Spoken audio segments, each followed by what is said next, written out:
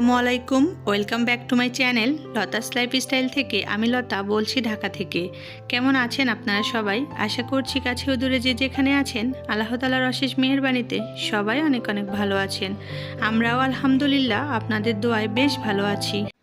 বলতে বলতে একটা বছর গত হয়ে আবারও চলে এসেছে রমজান মাস, আমাদের পবিত্র মাহে রমজান মাস। তো সবাইকে রমজানের শুভেচ্ছা জানিয়ে শুরু করছি আমার আজকের ভিডিওটি।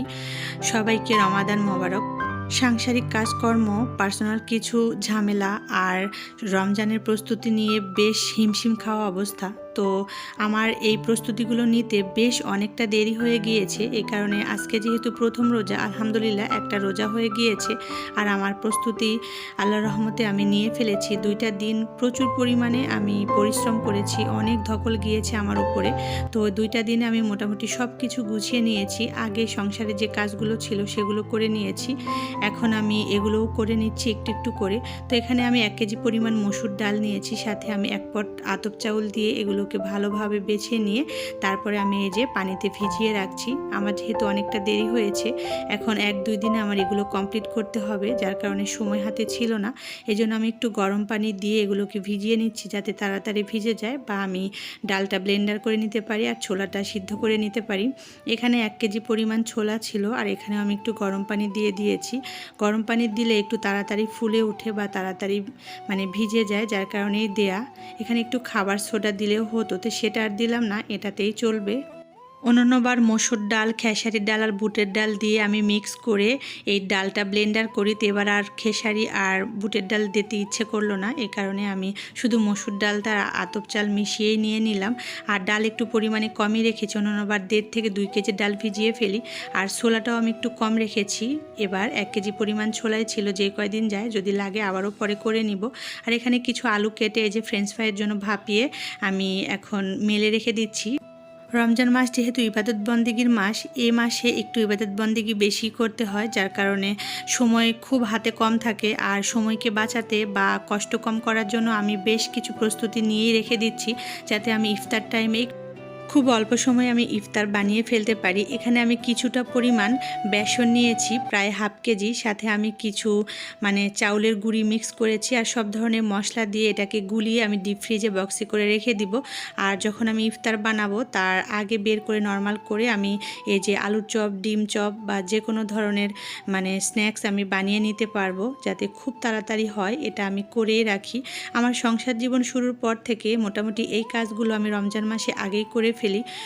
করে রাখলে আমার খুব একটা ঝামেলা হয় না, অনেক সুবিধা হয়, খুব স্বস্তিতে কাজ করতে পারি। তবে এবার অনেকটা দেরি হয়ে গেল, যার কারণে এখন করে নিচ্ছি, তবে করেই নিচ্ছি ইনশাল্লাহ, পেন্ডিং রেখে দেইনি।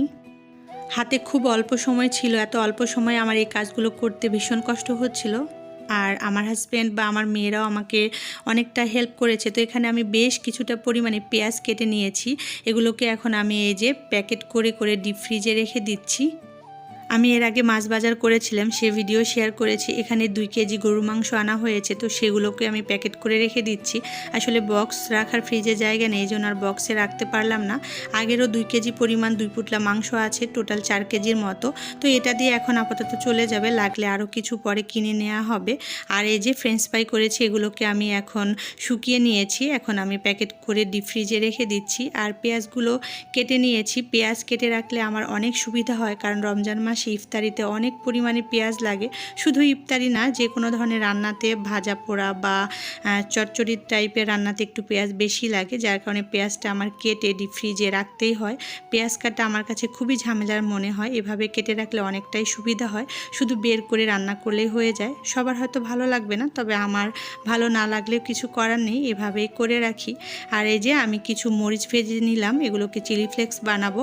আর কিছুটা রসুনও আমি কেটে নিয়েছি, এগুলো আস্ত রেখে দেওয়ার জন্য, মাংস, খিচুড়ি বা যে কোনো ধরনের ডাল, শাক রান্না করার জন্য। এই মাসটা যেহেতু রহমত, বরকত বা মাগফিরাতের মাস, এই মাসে যদি খুব অল্প সময়ের কাজগুলো গুছিয়ে নিয়ে যদি দ্রুত করা যায়, তাহলে একটু ইবাদত বন্দেগী করা যায়।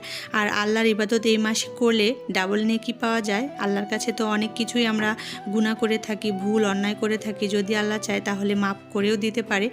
রহমতের মাস তো সবসময় আসে না, আর কার ভাগ্যে জুটবে কার ভাগ্যে জুটবে না। এই মাসটা যেহেতু বরকতের মাস, রহমতের মাস, এই জন্য সবারই উচিত বেশি বেশি ইবাদত বন্দেগী করা বা আল্লাহর কাছে মাপ চাওয়া। তো এখানে আমি এই যে কিছু মরিচ ক্রাশ করে নিলাম ক্যাপসুল কাটারে। এই ক্যাপসুল কাটারের অনেক সুবিধা, এখানে মরিচটা একদম মানে ক্রাশ হয়ে যায়। এটা হচ্ছে পেঁয়াজুর জন্য বা যে কোনো ধরনের পাকোড়া বানানোর জন্য অনেকটা সুবিধা হয়, হাতে কাটতে হয় না। কারণ যাদের হাত জ্বালা করে তাদের জন্য বেশ সুবিধার। আমার তো ভীষণ হাত জ্বালা করে, আমি মরিচ হাতে কাটতেই পারি না। এই জন্য এই ক্যাপসুল কাটারে আমি এগুলো মানে চপ করে নেই। আর এখানে পেঁয়াজও করা যায়, যেহেতু আমি অনেক পেঁয়াজ কেটেছি এই কারণে এতগুলো পেঁয়াজ তো একটু একটু করে করা সম্ভব নয়, যার কারণে দিই নাই। তবে ইনস্ট্যান্ট রান্না করার জন্য পেঁয়াজ এখানে কুচিয়ে নেওয়াই যায়, বা ডাল এখানে ব্লেন্ডার করা যায়, একদম আধা ভাঙ্গা টাইপের হয়, বেশ সুবিধা হয় বা অনেক ভালো হয়। তো এখানে আমি কিছুটা মশলাও করে নিয়েছি অফ ক্যামেরায়, এগুলো ডিপ ফ্রিজে রেখে দিব আর কি। আর কিছু মাংস আমি কেটে নিয়েছি, এগুলো ভিডিও করেছিলাম, স্কিপ হয়ে গিয়েছে, যার কারণে একটু ফটো দিয়ে দিলাম। এখানে বিভিন্ন শেপের মাংসগুলো আমি একদম ক্লিন করে নিয়েছি, এগুলোকে আমি ফ্রোজেন করব আর কি। এদিকে আমি কিছুটা জিরা ভেজে এগুলোকে গুঁড়ো করে নিয়েছি। এই জিরার গুঁড়াটা আমার রমজান মাসে একদমই থাকা লাগবে, বাধ্যতামূলক। নর্মাল টাইমে আমি জিরার গুঁড়া খেয়ে থাকি, তবে আলসেমির কারণে সবসময় হয়ে ওঠে না। তবে রমজান মাসে করে রাখলে বেশ অনেকটা সুবিধা হয়, মানে ছোলা রান্না করা, ছোট মাছ, বড় মাছ, মাংস সব কিছুতেই জিরার গুঁড়াটা দিলে বেশ ভালো লাগে খেতে তরকারিটা, বা দারুণ একটা ফ্লেভার আসে। জিরা আমার সব তরকারিতেই খাওয়া চলে আর কি। আমি আস্ত জিরা বা জিরা বাটা, জিরার গুঁড়া বা জিরার ফাঁকি সব কিছুই খেয়ে থাকি, ভীষণ ভালো লাগে আমার জিরাটা, এ কারণে জিরাটা আমার একটু বেশি লাগে। তো আজকে ভয়েস দিতে গিয়ে বেশ অনেকটা থতমতো খেয়ে যাচ্ছে, কারণ আমার অনেকটা জুলুমের ওপরে গিয়ে আমি ভয়েস দিচ্ছি। একটা রোজা শেষ করে আমি ইফতার করে নামাজ পড়ে উঠে ভয়েস ওভারে বসে গিয়েছি, যার কারণে একটু প্রবলেম হচ্ছে। তো সবাই প্লিজ ক্ষমা করে দিবেন যদি কোনো ভুল ভ্রান্তি হয়ে থাকে বা ভুল কথা বলে থাকি। এদিকে আমার যে কাজগুলো আমি করেছি, জাস্ট আমি একটু একটু করে ছোট ছোট ক্লিপস নিয়ে আপনাদের সামনে শেয়ার করছি, অত কিছু ডিটেলসে শেয়ার করতে পারলাম না। আর আমার এক্সপার্ট আপুরা এই ধরনের কাজ সবই জানে, আমি আসলে প্রসেসিংটা দেখাচ্ছি, আমি যেভাবে কাজগুলো করে রাখি বা রমজানে আমি আমার সংসারের কাজগুলো কিভাবে গুছিয়ে করি বা কিভাবে সব কিছু প্রস্তুতি নেই, সেটাই জাস্ট আপনাদের সাথে শেয়ার করছি, এছাড়া অন্য কিছুই নয়। কাউকে আমি শেখাতে আসিনি বা কাউকে শেখানোর দুঃসাহসও রাখি না। আমার আপুরা সবাই কম বেশি সব কিছু জানে। তো সবাই ভালো থাকবেন, সুস্থ থাকবেন, আমাদের জন্য দোয়া করবেন। আল্লাহ হাফেজ।